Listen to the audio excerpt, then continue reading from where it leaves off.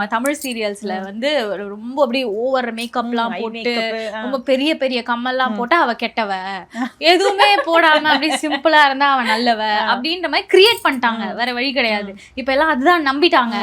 அதே நீங்க ஊர் சைட்லாம் போய் பாத்தீங்கன்னா நம்ம கொஞ்சம் ஓவரா ட்ரெஸ் அப் பண்ணிட்டு போனாலே இவ ரொம்ப கெட்டவ அப்படின்ற மாதிரி நினைச்சுப்பாங்க.